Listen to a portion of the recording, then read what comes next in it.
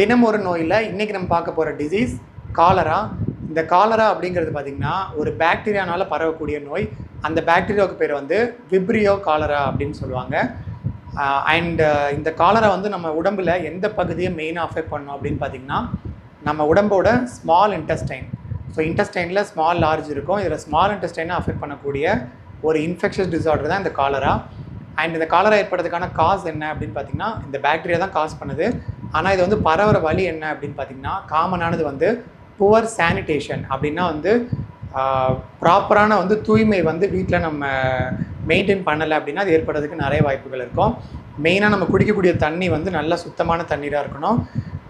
இல்லைன்னா நம்ம சாப்பிடக்கூடிய ஃபுட்டு, அதாவது மேஜராக அது பரவக்கூடியது பார்த்திங்கன்னா கண்டாமினேட்டட் வாட்டர், கண்டாமினேட்டட் ஃபுட்டு. இதனால தான் வந்து இந்த காலரா வந்து பரவும்.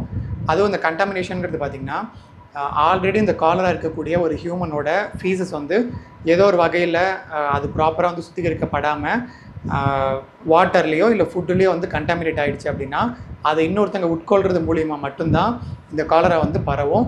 ஸோ இது வந்து ஹியூமன் ஃபீஸஸ் வந்து வாட்டர்லேயோ இல்லை ஃபுட்டுலேயோ வந்து கலக்கிறது மூலிமா தான் அது பரவுது. ஸோ இதுதான் வந்து காஸ். அண்ட் இதில் சிம்டம்ஸ் என்ன அப்படின்னு பார்த்திங்கன்னா சிவியர் டயரியா வந்து ஏற்படும். ஸோ டயரியா வந்து அடிக்கடி போயிட்டே இருப்பாங்க. இதனால் வந்து உடம்புலேருந்து நிறைய உடம்புக்குள்ளே இருக்கக்கூடிய எலக்ட்ரோலைட்ஸ் எல்லாம் வெளியே போயிடும். ஸோ எலக்ட்ரோலைட் இம்பேலன்ஸ் வந்து ஏற்படும். இதனால் என்ன ஆகும் அப்படின்னு பார்த்திங்கன்னா ரொம்ப சோர்வாயிடுவாங்க. அதனால் அவங்களோட கண்களில் பார்த்திங்கன்னா சுத்தமாக வலுவில்லாத மாதிரி ஒரு அமைப்பு வந்து பார்க்க முடியும். அது இல்லாமல் பார்த்திங்கன்னா அவங்களோட ஸ்கின் பார்த்திங்கன்னா நார்மலான ஸ்கின்னை விட ரிங்கிள்டு ஸ்கின், இந்த வயசானவங்களுக்குலாம் ஸ்கின் வந்து எப்படி மாறிடுமோ அந்த மாதிரி ரிங்கிள்டு ஸ்கின் வந்து மாற ஆரம்பிச்சிடும் because of excessive loss of electrolytes. So dehydration, இந்த டயரியா வந்து சிவியராக, அதுவும் பார்த்திங்கன்னா வாட்ரி டயரியான்னு சொல்லுவாங்க. நீர் மாதிரி வந்து டயரியா வந்து போகும். இதனால் வந்து சிவியர் டீஹைட்ரேஷன் ஆகி இந்த மாதிரி சிம்டம்ஸ்லாம் பார்க்க முடியும். இதை தவிர ஸ்கின்னில் பார்த்திங்கன்னா டிஸ்கலரேஷன் ஆகும். இதை வந்து சயனோசிஸ் அப்படின்னு சொல்லுவாங்க. இது கூடயே வந்து வாமிட்டிங்கும் பண்ணுவாங்க. ஸோ இதெல்லாம் தான் வந்து இந்த காலராவில் காமனாக பார்க்கக்கூடிய சிம்டம். இதோட ப்ரிவென்ஷன் அப்படின்னு பார்த்திங்கன்னா நம்ம குடிக்கக்கூடிய தண்ணீர், அப்புறம் உணவு, இதை வந்து நல்லா ப்ராப்பராக நல்லா க்ளீனாக வச்சுக்கிறது தான் வந்து இதுக்கான ப்ரிவென்ஷன்.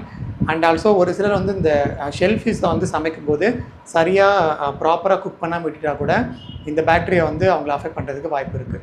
ஸோ இதுதான் காலரா. இதே மாதிரி தினம் ஒரு நோயில் இன்னொரு டிசார்டரோட டுமாரோ மீட் பண்ணுறேன். அண்ட் இதே மாதிரி வீடியோஸ் ரெகுலராக பார்க்குறதுக்கு சேனலை சப்ஸ்கிரைப் பண்ணி வச்சுக்கோங்க.